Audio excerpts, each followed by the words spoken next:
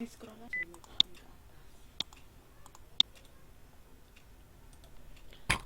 assalamualaikum warahmatullahi wabarakatuh. Selamat malam semuanya.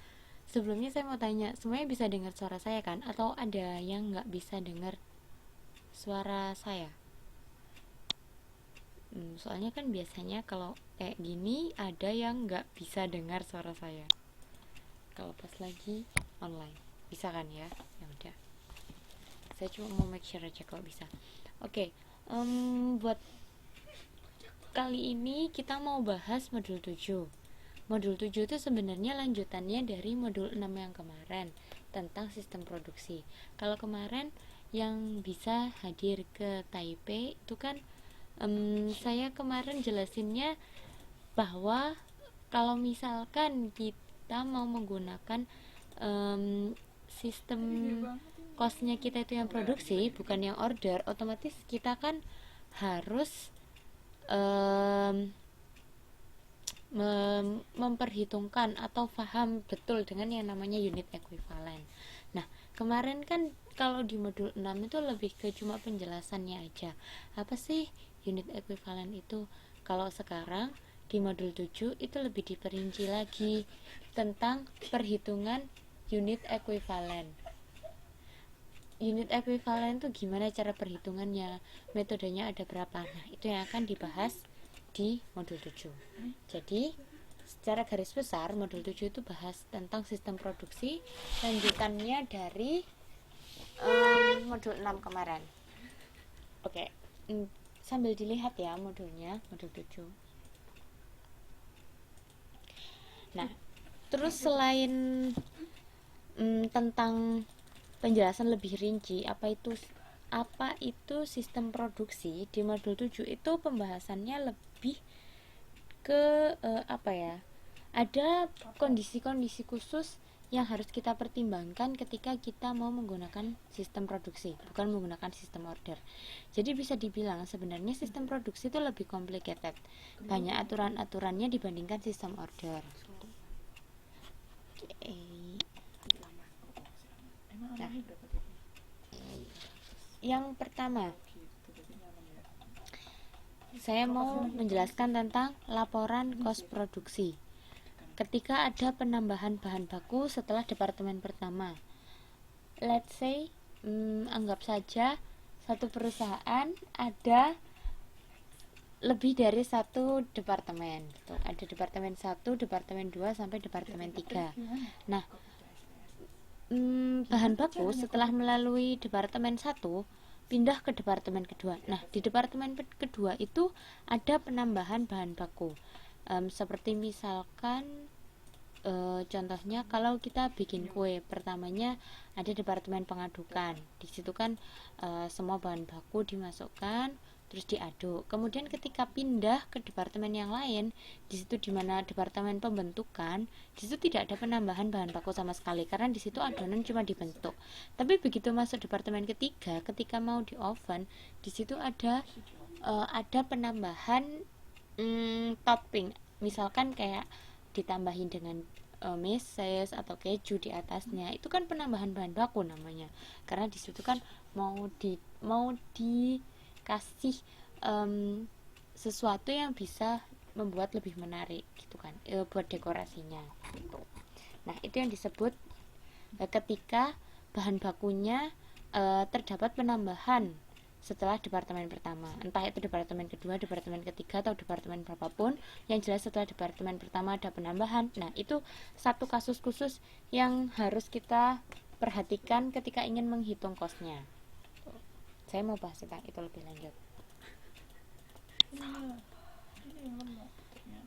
Nah, di situ ada saya kasih kalimat yang harus diperhatikan. Beberapa perusahaan manufaktur dalam proses produksinya mensyaratkan adanya penambahan bahan baku tidak hanya di departemen awal, tetapi juga di departemen setelahnya. Contohnya tadi ketika buat kue, di departemen berikut-berikutnya dikasih lagi penambahan bahan baku. Gitu kan. Nah, bahan baku yang ditambahkan setelah departemen pertama dapat memiliki beberapa pengaruh sebagai berikut. Yang pertama, tidak ada penambahan jumlah unit yang diproduksi, tetapi terdapat penambahan kos produksi.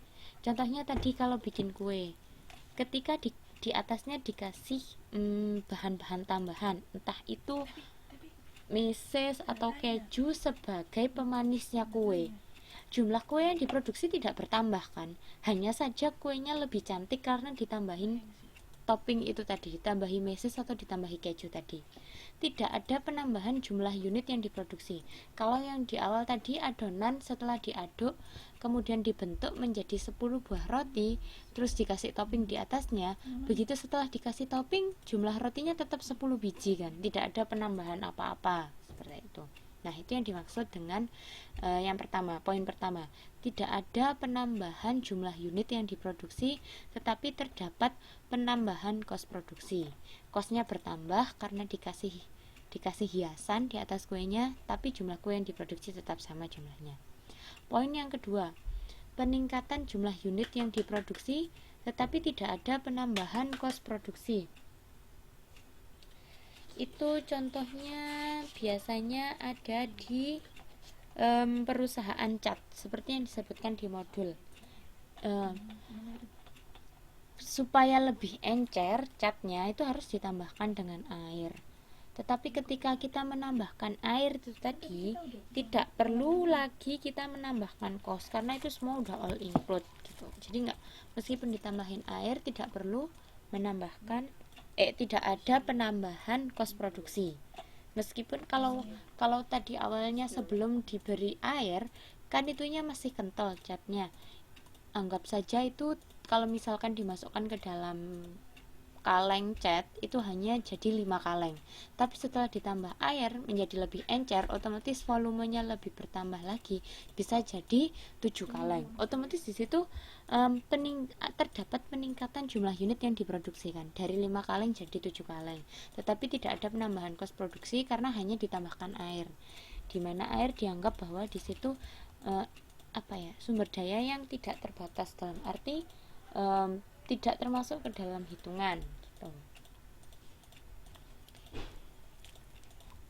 Kemudian poin yang ketiga,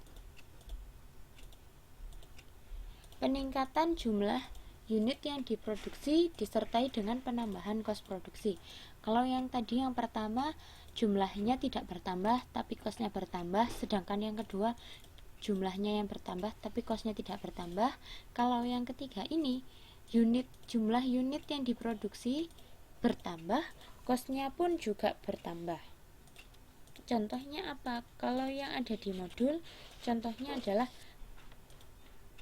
penambahan gula pada perusahaan pembuatan sirup. Kalau namanya juga sirup, manis itu adalah hal utama. Kalau nggak manis tentu namanya bukan sirup kan. Nah, jadi hal esensial itu adalah gula, atau gula adalah hal esensial. Kalau nggak ditambah dengan gula nggak akan jadi sirup gitu kan. Jadi kalau yang tadi hanya air itu hanya sebagai bahan pengencer saja, sebenarnya kalaupun nggak dikasih air juga tetap jadi cat, jadi situ tidak dianggap sebagai kos. Tapi kalau yang ini beda, sirup kalau nggak ada gulanya nggak akan jadi sirup, maka dari itu sangat diperlukan adanya gula. Jadi sangat dibutuhkan adanya gula, harus ditambahkan gula. Ketika kita membuat sirup harus ditambahkan gula di dalamnya, sehingga di situ otomatis dari yang awalnya nggak ada gula, mungkin beratnya hanya 1 liter sirup, ketika ditambahkan gula setengah kilo tentu beratnya juga akan bertambah. Nah, di situ akan terdapat penambahan jumlah unit dan kosnya juga bertambah karena gula bukan dianggap sebagai sumber daya yang tidak terbatas, atau hal itu akan dimasukkan ke dalam perhitungan kos, berbeda dengan air dalam kasus cat tadi. Oke, saya lanjutkan. Jadi harus dipahami ya perbedaan ketiganya. Penambahan bahan baku itu menimbulkan 3 efek. Yang pertama, bisa saja jumlah unitnya tidak bertambah, tapi justru kosnya yang bertambah. Contohnya yang kue tadi. Kemudian bisa juga jumlahnya bertambah, tapi kosnya tidak bertambah, seperti pabrik cat yang ditambahi dengan air tadi, karena air dianggap sebagai sumber daya yang tidak terbatas, sehingga tidak masuk